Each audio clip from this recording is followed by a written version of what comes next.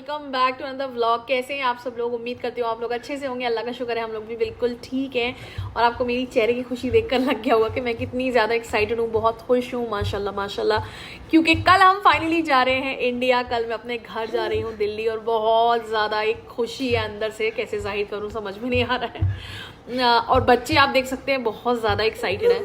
तो इस व्लॉग में मैं आपके साथ में अपना ट्रैवलिंग एक्सपीरियंस और पूरी जर्नी और टॉडलर्स के साथ में कैसे कैसे hacks, tips and tricks use कर सकते हैं आप वाइल ट्रैवलिंग, तो वो मैं सारे शेयर करूँगी आपके साथ में। तो इस व्लॉग को एंड तक ज़रूर देखिएगा।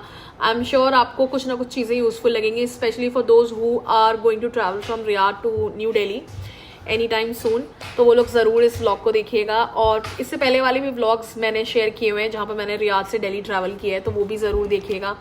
और अगर आपको मेरे और व्लॉग्स देखने हैं तो डिस्क्रिप्शन में लिंक्स पड़े हुए हैं, तो वो आप देख सकते हैं। फिलहाल टाइम ना ज़्यादा वेस्ट करते हुए लेट्स गेट स्टार्टेड। पैकिंग तो हमारी ऑलमोस्ट महीना भर पहले से ही शुरू हो गई थी, लेकिन लास्ट मोमेंट तक जो है वो प्रिपरेशंस चलती रहती हैं, तो मैंने सोचा आपके साथ में ये शेयर करूँ।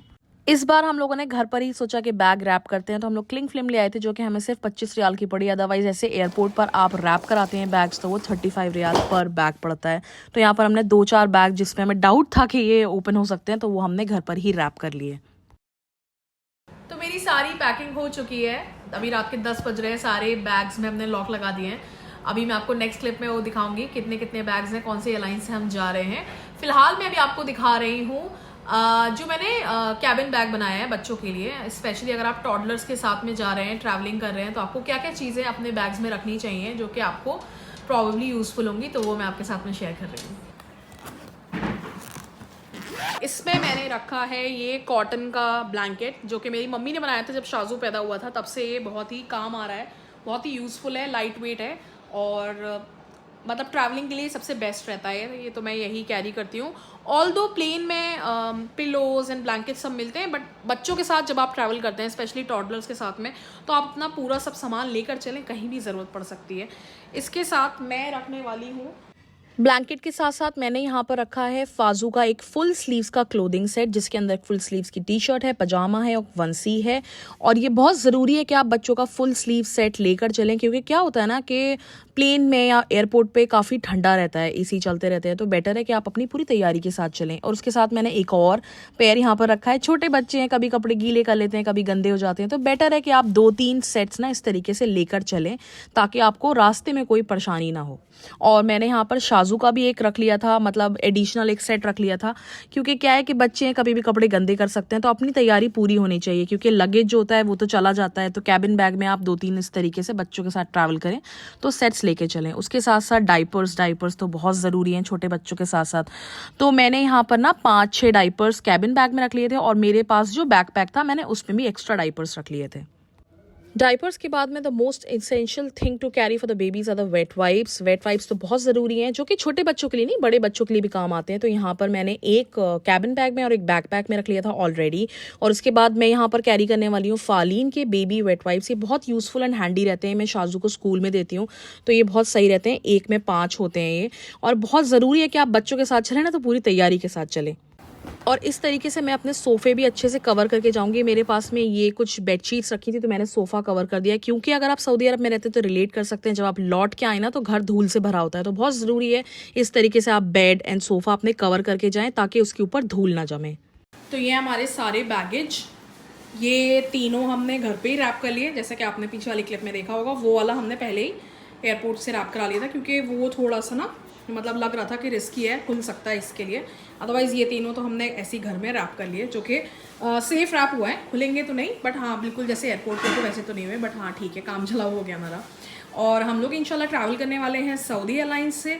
तो सऊदी एयरलाइंस में जो चेक इन बैगेज है वो 23 kgs के पर पर्सन 2 बैग ले जा सकते हैं, और जो कैबिन बैग है वो ले जा सकते हैं आप 7 kg का। तो सारे काम हो चुके हैं, सब कुछ रेडी है, एकदम तैयार माशाल्लाह। और हम लोग जा रहे हैं अब लेटने, क्योंकि सुबह उठना है अराउंड, मुझे तो उठना है जल्दी 4 बजे, और हमारी गाड़ी आएगी अराउंड 5-5:30 बजे, ताकि हम जल्दी एयरपोर्ट पहुंच जाएं और सारी हमारी जितनी भी फॉर्मेलिटीज़ हैं वो पूरी हो जाएं। तो अब हम मिलते हैं आपको सुबह। Good night. तो अब हमारी जर्नी की शुरुआत होती है फ्रॉम रियाद टू दिल्ली। हम लोगों ने सोचा था घर से जल्दी निकल जाएंगे, 5:30 बजे हम लोग को मैक्सिमम निकलना था, बट हमने जो कार बुक करी थी ना वो लेट हो गई आने में, सुबह का 6 बज गया। तो यहाँ से हम लोग अब निकल रहे हैं और फाजू को हम लोगों ने लिटरली सोते में से उठा लिया था, इसलिए फाजू जो है पूरे नींद में झूम रहे हैं अभी इस टाइम। तो हमारी सुबह 9:30 की फ़्लाइट है और मैं ये बोलूँगी कि जब आप इंटरनेशनल ट्रैवल करते हैं ना तो बहुत ज़रूरी है कि आप एयरपोर्ट एटलीस्ट 3 घंटा पहले पहुँच जाएं, क्योंकि वहाँ की फॉर्मेलिटीज़ में ना अच्छा खासा टाइम लग जाता है। तो बहुत ज़रूरी है कि आप वक्त से पहले ही एयरपोर्ट पहुँच जाएँ। मेरे घर से एयरपोर्ट ज़्यादा दूर नहीं है, अराउंड 20 से 30 मिनट्स से लगते हैं पहुंचने में। तो इसलिए हम लोगों ने सोचा था कि हम मैक्सिमम 5:30 बजे निकल जाएंगे ताकि 6 सवा 6 तक हम लोग जो है एयरपोर्ट पहुंच जाएं। लेकिन हमारी कार लेट हो गई तो इसके लिए हम लोग को भी घर से निकलते में लेट हो गया और हम अब पहुँच चुके हैं एयरपोर्ट। और इस बार हम लोग जा रहे हैं न्यू टर्मिनल से, विच इज़ T4।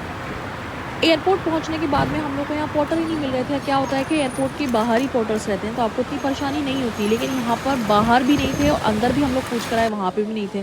तो बड़ी मुश्किल से हम लोग जैसे तैसे अपना सामान अंदर लेकर आए। और इस टर्मिनल में और पुराने टर्मिनल में जहाँ से हम जाते थे ज़्यादा कुछ फ़र्क मुझे लगा नहीं, मतलब ऑलमोस्ट सेम ही लगा। और बहुत ज़्यादा मेहनत करने के बाद फाइनली हमको एक पोर्टर मिल गया जो कि 35 रियाल पर ट्रॉली ले रहे थे। और यहाँ पर आप देख सकते हैं भीड़ बहुत ज़्यादा थी। आई थिंक 2-3 फ़्लाइट्स का एक साथ चेक इन हो रहा था, जिसकी वजह से यहाँ पर टाइम लग रहा था। 7:30 बज गए थे और हमारा अभी तक नंबर नहीं आया था। थोड़ी सी एंजाइटी भी हो रही थी कि पता नहीं अब क्या होगा, टाइम पर चीज़ें हो पाएंगी कि नहीं हो पाएंगी।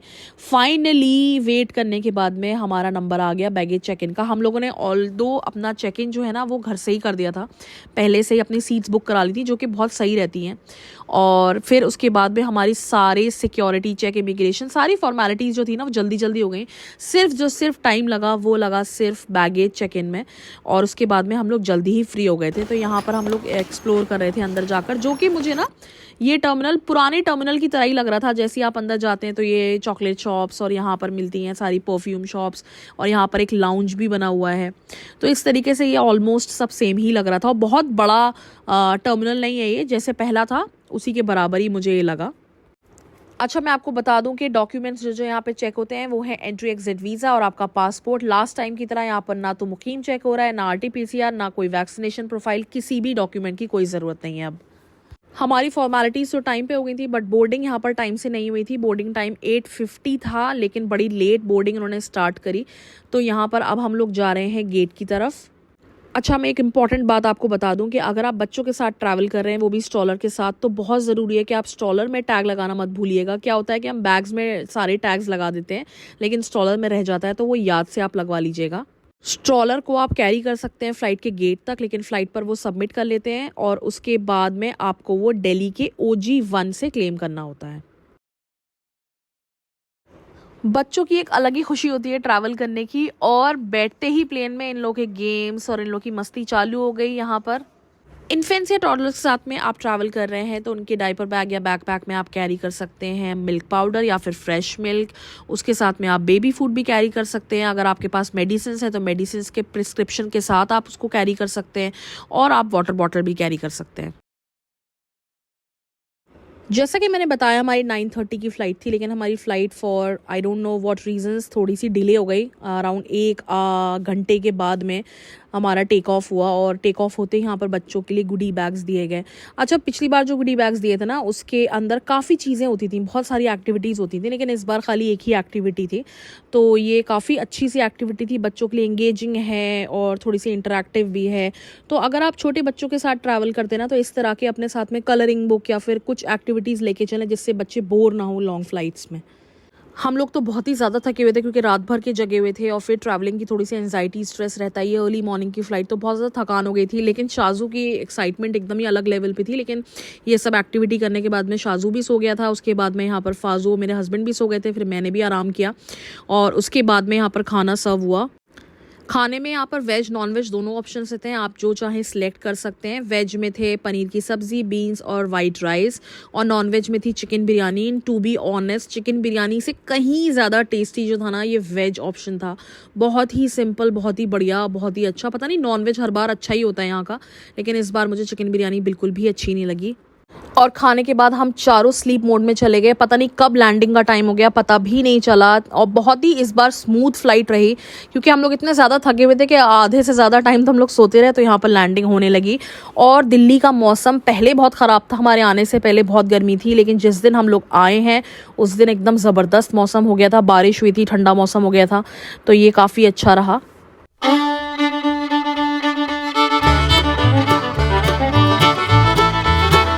Finally we are here at Delhi airport. अच्छा, वहाँ से टेक ऑफ जो था वो काफ़ी लेट हुआ था, मतलब 1 घंटा तो डिले हो ही गया था, लेकिन लैंडिंग बिल्कुल टाइम पे हो गई थी। और लैंड होते ही सबसे पहले जो काम होता है वो इमिग्रेशन कराना होता है, कि सबसे पहले आप पहुंच जाएं, ताकि इमिग्रेशन में जो लंबी लाइन लगती है ना, तो उसको आपको फेस ना करना पड़े। तो इस वक्त हम लोग जा रहे हैं इमिग्रेशन के लिए। और इसके लिए मैं आपको बता दूं कि इंपॉर्टेंट चीज़, कि अगर आपके साथ में बच्चे हैं ना, तो आप इमिग्रेशन के लिए जाइएगा इन्फेंट या टॉडलर्स वाली लाइन में, जहाँ पर बहुत जल्दी बच्चों के साथ में सारे प्रोसीजर्स हो जाते हैं। बिल्कुल एंड में वो काउंटर बना हुआ है, तो आप वहीं पर जाइएगा। और दिल्ली एयरपोर्ट पर लैंड होके जो खुशी होती है ना, मैं आपको बयान नहीं कर सकती। ये वेलकम टू इंडिया देख के आंखों में आंसू भी आ जाते हैं, इमोशनल भी हो जाते हैं, मतलब एक अलग ही फीलिंग होती है, मैं उसको एक्सप्रेस नहीं कर सकती। तो हमारा इमिग्रेशन प्रोसेस जो था बहुत ही स्मूथ रहा, बहुत ही इजी और बहुत ही जल्दी हो गया। हमारा सारा टाइम जो लगा ना, वो सारा बैग आने में टाइम लग गया। बैगेज हमारा बहुत ही देर में आया, अराउंड 1 घंटा हमको इसके लिए वेट करना पड़ा। उसके बाद फाइनली हम लोग आए बाहर, और बाहर निकलकर अराउंड गेट नंबर 6 या 7 के आगे है प्रीपेड टैक्सी स्टैंड, जहाँ पर आपको हर जगह के लिए टैक्सी मिल जाएगी। दिल्ली के किसी भी रीजन में आपको जाना है तो वहाँ से आप टैक्सी बुक करा सकते हैं, और बहुत ही रीजनेबल प्राइस में रहती है। और टैक्सी भी इनके पास में बड़ी वाली रहती है, तो आपके पास में अगर लगेज ज़्यादा है तो कोई परेशानी नहीं होती है। और लैंड होते ही दिल्ली का मौसम बहुत ही सुहाना सा हो रहा था। बारिश हुई थी थोड़ी देर पहले, तो काफ़ी ठंडा सा माहौल यहाँ का हो गया है अल्हम्दुलिल्लाह, वरना कुछ दिन पहले बहुत गर्मी थी। और घर जाकर जो सुकून मिलता है ना, वो कहीं भी नहीं मिलता है।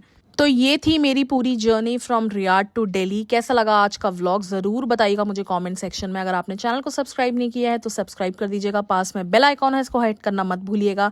मिलती हूँ जल्दी ही आपको मोर एक्साइटिंग व्लॉग्स के साथ में। तब तक के लिए खुश रहिए, आबाद रहिए, अल्लाह हाफिज़ एंड स्टे सेफ।